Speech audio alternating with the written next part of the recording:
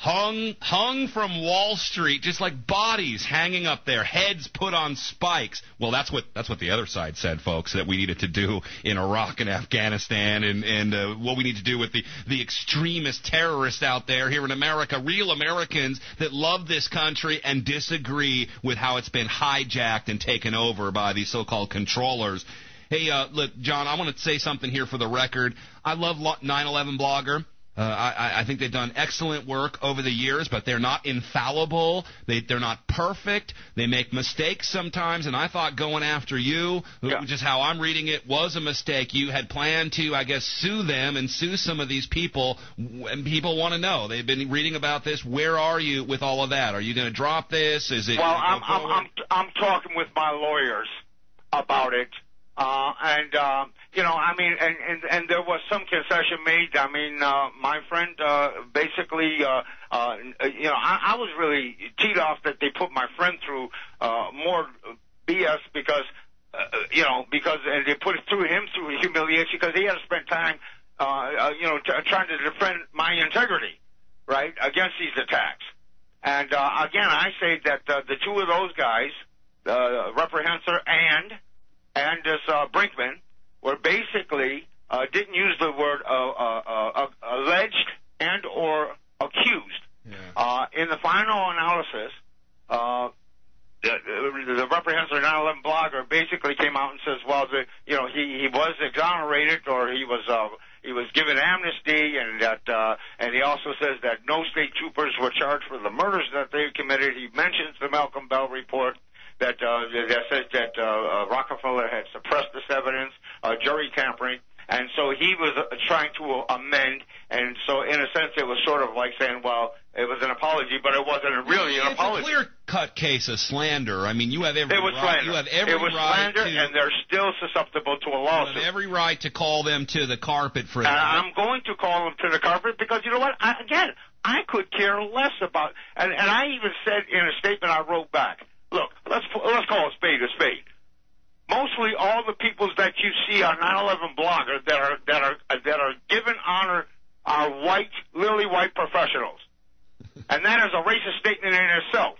You don't see any brown or black faces in there. Very rare that are getting acknowledged as doing contributable research to the 9/11 movement. So it's a racist blog. I mean, has it become part of the establishment? I mean, we know that Soros has infiltrated certain areas of election fraud and 9/11 Truth and some of these mainstay areas. They've come in, put some money in. I'm not accusing anyone of that, but when I see 9/11 activists, again, maybe like people on 9/11 Blogger go, well, get the birthers away from us. They're going to give us a bad name. I mean, do they realize what they're saying for a living, that the government did 9/11, that 9/11 was an inside job, and they're afraid of talking about the birther issue because it will somehow give them a bad name, John? I mean, it's ludicrous. Look, I was accused of something that I didn't do, and I got the label of being a murderer, and it was easy for these two guys to call me a murderer and to let it stand like that for the hundreds of thousands of people that look at it, at the site, and yet another guy that is one of those heroes on that recognized honor roll is another mass murderer by the name of Robert Bowman. And he's a hero in the 9/11 movement. Now, oh, wow. People say, well, what do you mean a mass murder? Well, he did aerial bombing, and every other person that served in the military that did aerial bombing and killed people are murderers. No, he'll admit that. Look, I mean, he is a friend of mine, too, John. So, and I love 9/11 Blogger and Reprehenser. They've put some of my stories on their site, and I appreciate all of that. I mean, but why do we have to call each other out? And you have every right, like I said, to defend yourself, but why do we have to split hairs and call each other out on this stuff? We're all working for the same cause here. Maybe you don't understand my methods, and I don't care to understand yours. Just listen, let's just go our separate ways then, potentially, and do what is good for the country and do what's good for freedom around the world. But you're right. I mean, a corporate security force going and killing children and bombing, carpet bombing, is a murderer, and he's been making up for it. Bob Bowman here. And look, I love the guy. Don't get me wrong. I love the guy. I honor the guy. I honor people that fight, man, for justice and what they believe is justice. But then how many people you're making a point like that they called. Hold on. You're making a point that they called you a murderer, and you're just throwing it back, going, well, I mean, we've all done things back in the day before we fully woke up, and there are a lot of murderers walking around among us. That's right. And so, and my thing was, it was a racist, elitist class perspective to call me down, right? Yeah. All the work that I've done to call me down, and I still maintain, after 38 years coming up this September, my innocence. Let me get back to my story over here. I don't think it was meant as racist, because I am still determined. I don't care if I ever get on anybody's honor roll. I left the school in the 6th grade. I'm self-taught. My honor roll is when I look in the mirror every morning and I look at a man that has courage, has integrity, has morality, and can't be bought and sold. That's when I see my honor roll. I look at myself. I can walk with my head up high till the day they put a bullet in it. Doesn't matter.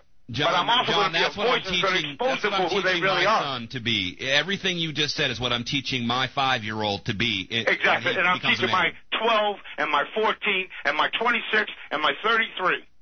And all of my family and friends.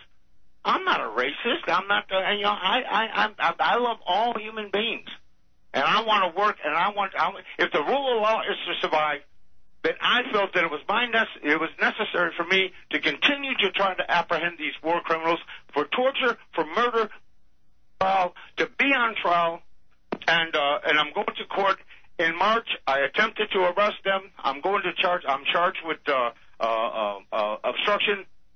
Police officer in the performance of his duty. Well, he didn't do his duty. I instructed him. He obstructed me from performing my duty as a citizen. Hey, John, let me make a point here because you have a trial coming up. Give people the date, the place, the information when we come back, because I want people to go court watch. I want people to get your back. We have to help each other here. If we don't stand together, we're going to hang separately, as the old saying goes. That's right. So when you come back, I want to give out that information for your trial, and we want as many people that can support you as possible to do so and to realize that we're all in this together. Stay with us, folks. Deadline Live, AmericanFreedomRadio.com.